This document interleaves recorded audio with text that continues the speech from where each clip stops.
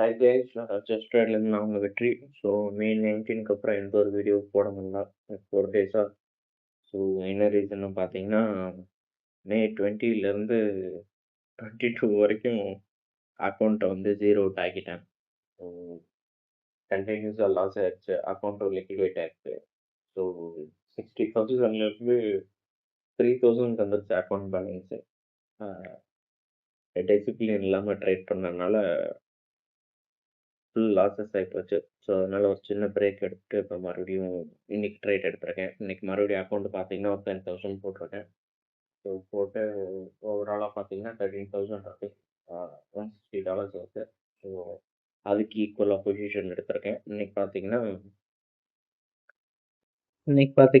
மே 25 position பார்த்தீங்கன்னா ஒரு நல்ல பிரேக் ஓப்பனிங்கில். ஸோ ஓப்பன் ஆனே அடுத்த கேண்டில் பார்த்தீங்கன்னா ஒரு பிரேக் அவுட்டு.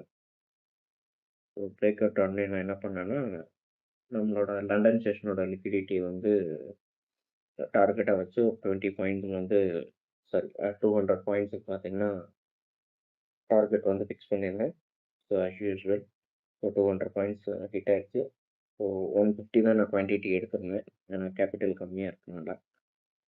ஸோ ஓவராலாக பார்த்தீங்கன்னா அரௌண்ட் லைக் $32-34 வந்துச்சு.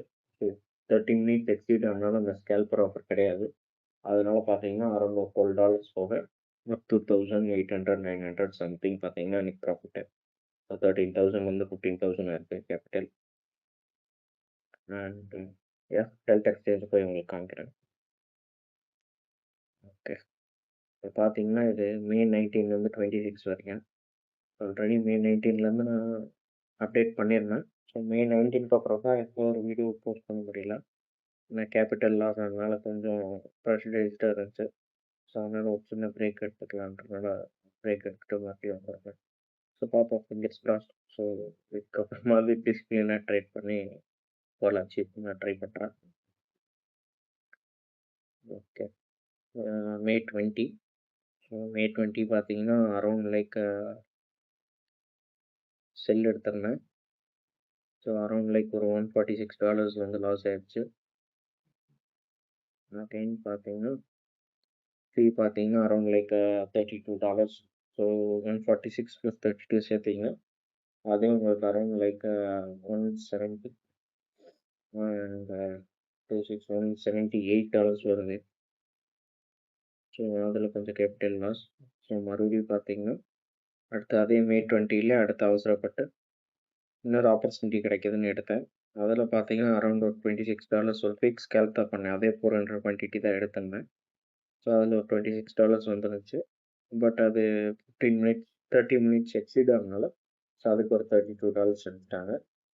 ஸோ என்ன தான் $26 ப்ராஃபிட் பண்ணியிருந்தாலும் எண்டில் அது லாஸ்ட்டில் தான் க்ளோஸ் ஆச்சு. ஸோ நெக்ஸ்ட்டு பார்த்தீங்கன்னா மே 21. ஸோ மே 21 பார்த்தீங்கன்னா மே 21 ஒரு ட்ரேட் எடுத்தது லாஸ். அகைன் பார்த்தீங்கன்னா அதே 21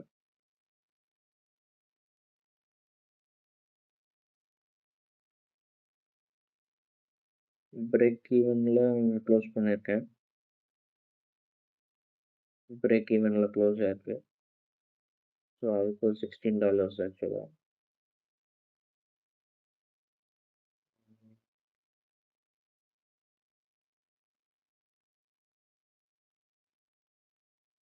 இல்லை, ஆக்சுவலாக பை ஆர்டர் போட்டிருக்கேன் 12:15க்கு. ஸோ அரௌண்ட் பார்த்தீங்கன்னா அதில் ஒரு பை ஆர்டர் 400 போட்டிருக்கேன். பிரேக் ஈவனில் பை ஆர்டர் 400 போட்டிருக்கேன். செல் பார்த்தீங்கன்னா 400ல் செல்லாக இருக்குது. ஸோ அரௌண்ட் ஒரு $29 அதுவும் எக்ஸீட் ஆகிருக்குன்னு நான் நினைக்கிறேன். இல்லை, எக்ஸீட் ஆகலை. ஸோ 16 மட்டும்தான். ஸோ அதில் 16 போகணும். அரௌண்ட் லைக் உங்களுக்கு பார்த்தீங்கன்னா 9% ஒரு $13 ப்ராஃபிட்டு.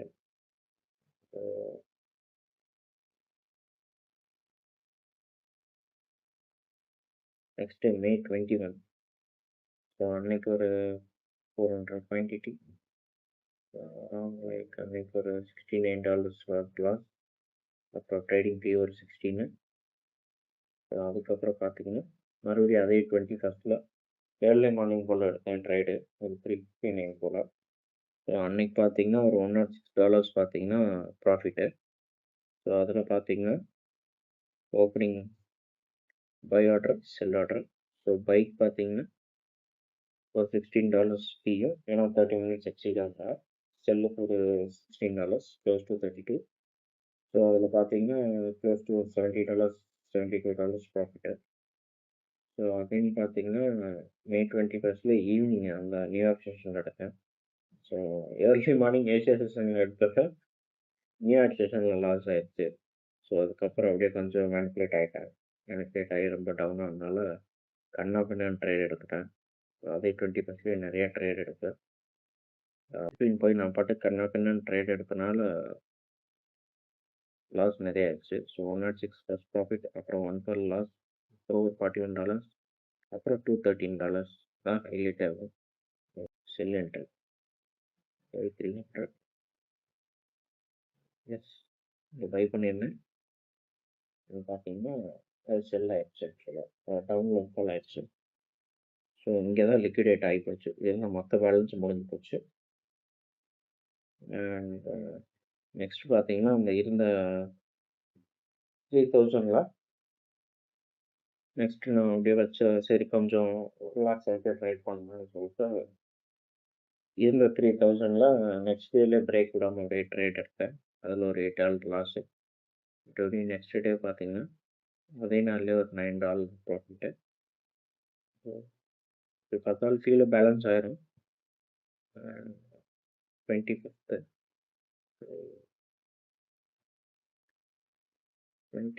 பார்த்தீங்கன்னா இன்னைக்கு ஆக்சுவலாக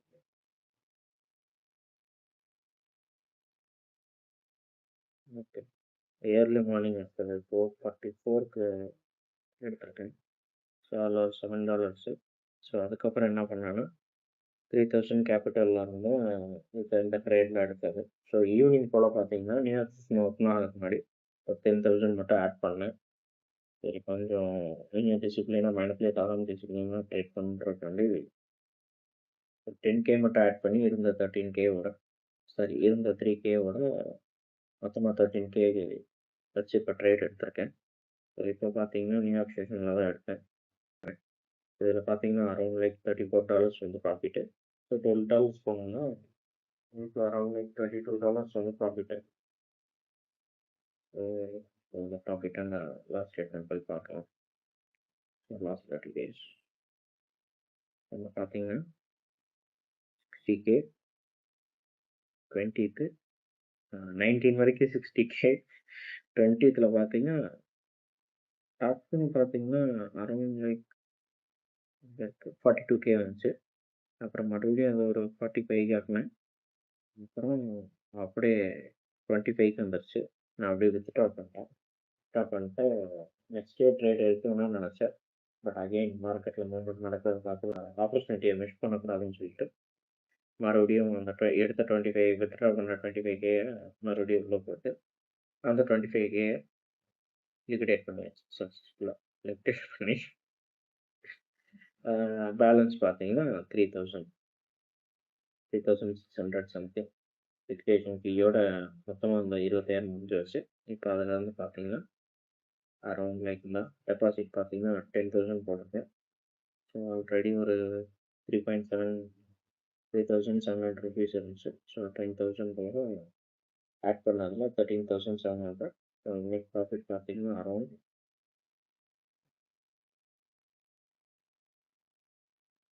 இன்னைக்கு ப்ராஃபிட் பார்த்தீங்கன்னா அரௌண்ட் 2,930. ஸோ 30 மினிட்ஸ் எக்ஸிட் ஆகுனால் 1,000. ஸோ ஆல்மோஸ்ட் 1,900 rupees பார்த்தீங்கன்னா ப்ளஸ் 2,000 ப்ராஃபிட். ஸோ ஓவராலாக இன்னைக்கு கேபிட்டல் பார்த்தீங்கன்னா 13,000லேருந்து 15,000 வந்துருக்கு. ஸோ இது கொஞ்சம் கொஞ்சமாக இந்த க்ரோ பண்ணணும். ஆல்ரெடி 40K கொண்டு வந்து அப்புறம் 45லேருந்து நான் டபுள் பண்ணி இம்ப்ரூவ் பண்ணிட்டேன். ஸோ இது எனக்கு ஒரு லெசன். ஸோ இன்னும் கொஞ்சம் டிசிப்ளினாக வரணும், கண்ட்ரோல் பண்ணணும். ஸோ கண்ட்ரோல் பண்ண நம்புகிறேன். இன்னும் வந்து கொஞ்சம் கான்சியஸாக ட்ரைட் பண்ணுவேன். லாஸ் ஆகிடுச்சேன். மைண்ட் அப்செட் ஆகாது. யூஸ்ஃபுல்னால் நம்ம அந்த ஃபீல்டில் இருக்க முடியாது. முடிஞ்ச அளவு மேனிப்புலேட் ஆகாமல் பாருங்கள். இப்போ மேனிப்புலேட் ஆனீங்கன்னா அப்படி என்ன மாதிரி தான் இருக்குது கேபிட்டல் ஃபுல்லாக ஒர்க் அவுட் ஆயிடும். ஸோ லாஸ் ஆச்சும் பெட்டர் நீங்கள் பார்த்தீங்கன்னா ஜெரோவால அந்த லாக்கிங் ஃபீச்சர்ஸ்லாம் இருக்குது. இதுலேயும் கம்பேர் பண்ணால் நல்லாயிருக்கும். நம்ம கையை வச்சு சும்மா இருக்க முடியல நம்மளால. லாஸ் ஆனதுக்கப்புறம் மார்க்கெட்டை வாட்ச் பண்ணிட்டே இருக்கப்போ டக்குன்னு மூவ்மெண்ட் ஆடனே நம்மளால பொறுமையாக இருக்க முடிய மாட்டேங்குது.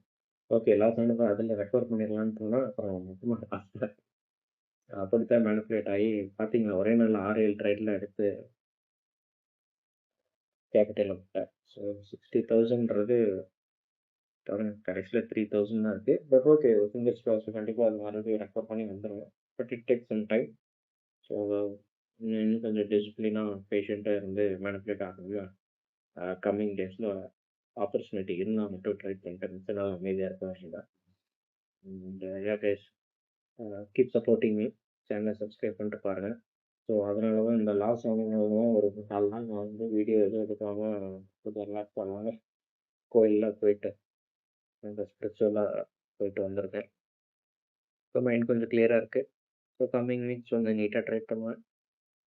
பார்ப்போம். Keep supporting me.